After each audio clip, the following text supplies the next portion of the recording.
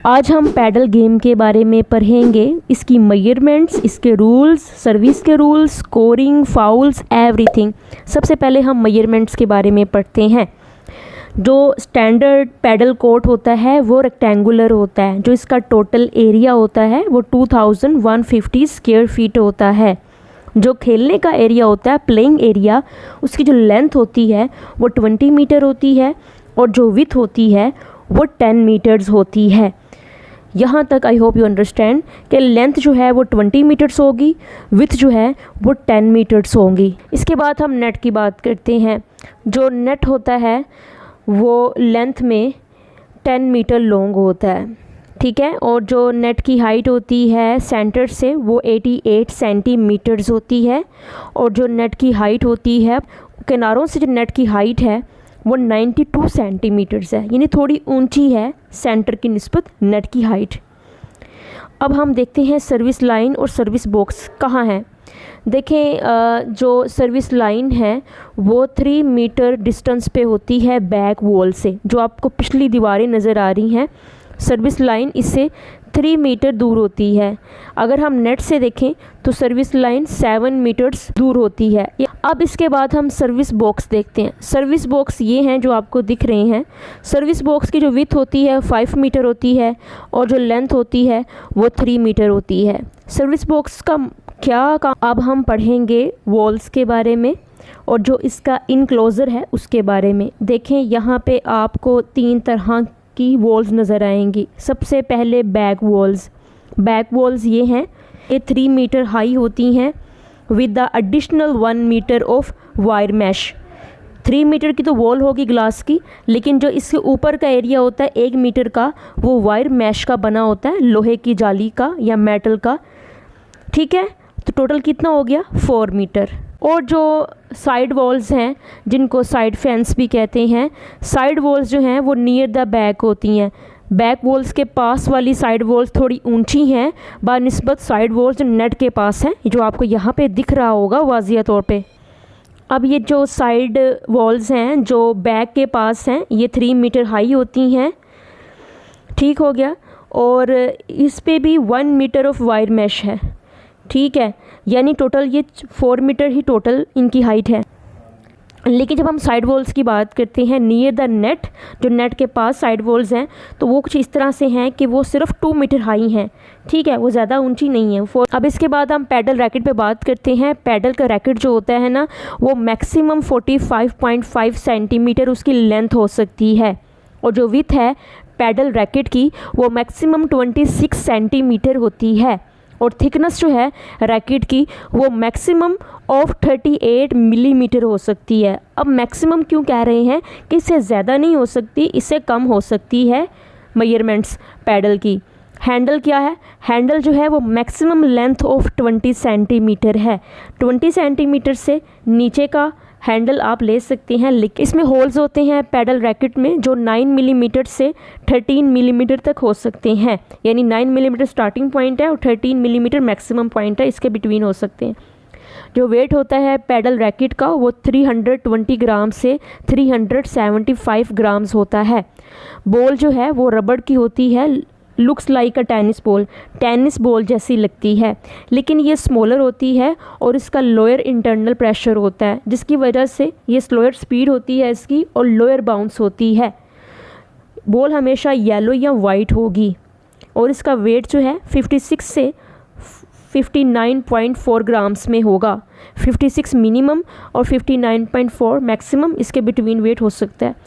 अब ये जो गेम है जब भी ये स्टार्ट होती है इससे पहले टॉस होता है। जो भी टीम टॉस जीतेगी उसके पास 3 तरह के राइट्स होंगे, या तो वो पहले सर्विस कर लेगी या सर्विस वसूल कर लेगी पहले, या वो अपनी मर्ज़ी की साइड चूज़ कर लेगी।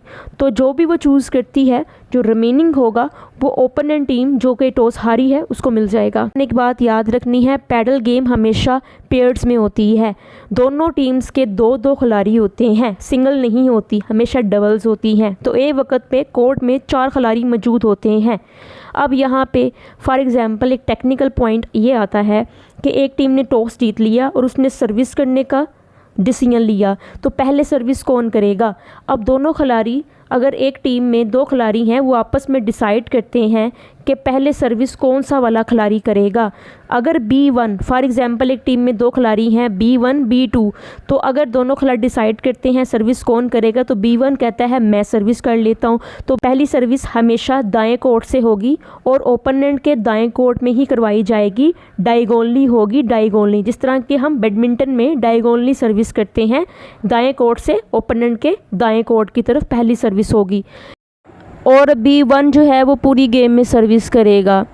उसके बाद जो अगली गेम स्टार्ट होगी उसमें A टीम को सर्विस मिल जाएगी और A टीम के दोनों खिलाड़ी डिसाइड करेंगे कि उनमें से किसने सर्विस करनी है। दोबारा टॉस नहीं होगा पूरी गेम में, तो हर गेम में सिर्फ एक ही खिलाड़ी सर्विस करता है पूरी गेम में। दूसरा है बाउंस द बॉल फर्स्ट। इसमें सर्विस करने के लिए आपको सर्विस लाइन के बिहाइंड बॉल को एक बार सरफेस पे हिट करना होगा। जैसे वो ऊपर आएगी आपकी वेस्ट के बराबर उसको हिट कर बॉल को हिट किया जाता है। जब भी बॉल को हिट करना है तो hit the ball lower waist से हमेशा लोअर लेवल पे ही हिट की जा सकती है बॉल।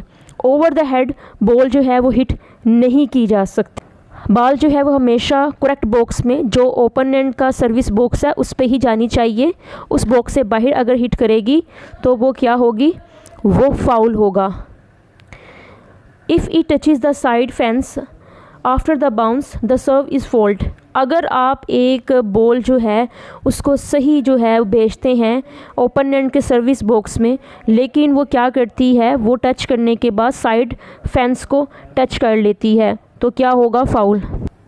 यानी इसका मतलब ये हुआ है जब भी आप सर्विस करते हैं तो सर्विस बॉक्स में ओपोनेंट के बॉल टच होती है, उसके बाद वो साइड फेंस या साइड वॉल्स को टच नहीं कर सकती, वरना फाउल होगा।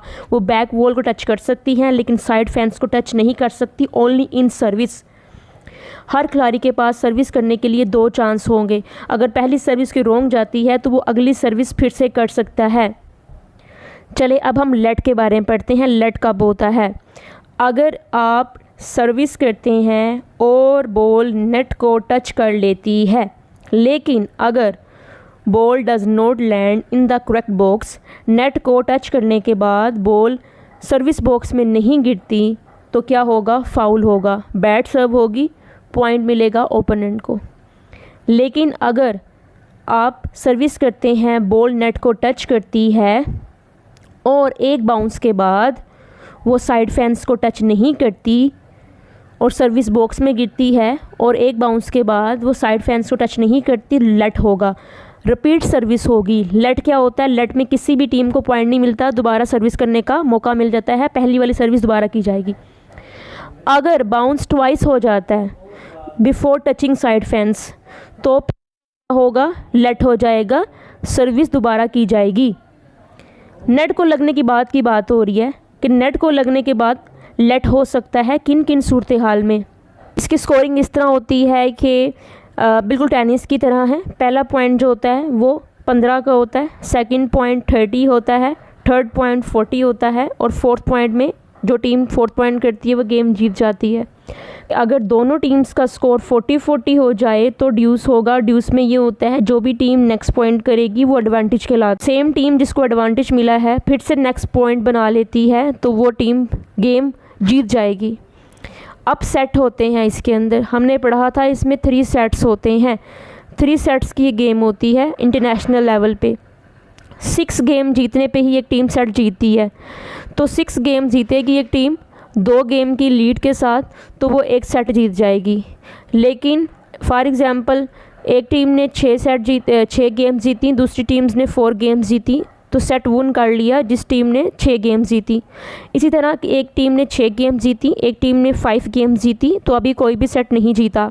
लेकिन अगर ऐसा हो जाए कि 6-6 दोनों टीम्स जीत लें गेम्स, तो फिर क्या होगा, टाई ब्रेक हो जाएगी। टाई ब्रेक को तोड़ने के लिए इस तरह होता है कि दोनों टीम्स को टाई ब्रेक तोड़ने के लिए 7 पॉइंट स्कोर करना पड़ता है। टाई ब्रेक के बाद स्कोर इस तरह से काउंट होता है 1 2 3 4 5 6 7, ना कि 50 30 40। तो जो भी टीम 1 2 3 4 पॉइंट इस तरह से 7 पॉइंट्स कर लेगी 2 पॉइंट्स की लीड के साथ, वो टाई ब्रेक जीत जाएगी और सेट जीत जाएगी। अब हम बात करेंगे रूल्स के बारे में। You can not hit the ball twice, आप 2 बार बॉल को हिट नहीं कर सकते, आप सिर्फ 1 बार शॉट कर सकते हैं उसको। अगर वो नहीं जाती ओपोनेंट के कोर्ट में, आप दोबारा से उसको हिट नहीं कर सकते। गोज़ आउटसाइड द कोर्ट, अगर आपका ओपोनेंट हिट करता है बॉल को और वो बाउंस करने के बाद कोर्ट से ही बाहर चले जाती है तो आपका ओपोनेंट पॉइंट जीत जाएगा। लेकिन अगर आप कोर्ट से बाहर भाग के जाते हैं और उसको दोबारा हिट करते हैं कोर्ट के बाहर से सेकंड बाउंस से पहले पहले, तो आप कर सकते हैं, लेकिन ये बड़ा मुश्किल काम है। उसके बाद if the ball bounce hits the wall fence and returns over the net, अगर तो बॉल आपकी तरफ आती है, बाउंस करती है और फेंस या वॉल्स को टच करते हुए दोबारा से नेट क्रॉस कर जाती है, यानी आपको मौका ही नहीं मिलेगा कि वो आपकी तरफ आए आपको हिट करें। एक बाउंस के बाद दीवार को लगी और वापस चलेगी ओपोनेंट के कोर्ट में, तो जिसने इसको हिट किया था उस खिलाड़ी का पॉइंट हो जाएगा। आपकी body if your body clothes and racket touch the net during play, you loss the point. Second bounce, if the ball bounces 2 times on your side before you hit it, you lost the point. If you hit the ball before it crosses the net of your side, अगर तो ball ने अभी आपके net को cross ही नहीं किया और आपने उससे पहले ही उसको मार दिया है, बॉल को हिट कर दिया है, तो वो फाउल है, आपका फाउल है जिसने इसको हिट किया है। अगर आपने बॉल को हिट किया है, वो डायरेक्ट ओपोनेंट के वॉल्स को जाके लगी है, फेंस को लगी है या आउटसाइड एरिया को जाके लगी है, तो वो फाउल होगा। बॉल को इस तरह हिट नहीं करना कि वो बाउंस होने से पहले ही अगले के कोर्ट में उसकी दीवारों, उसके फैंस या उसके आउटसाइड कोर्ट में चली जाए, तो वो फिर आपका फाउल है जिसने उसको हिट किया इस तरीके से।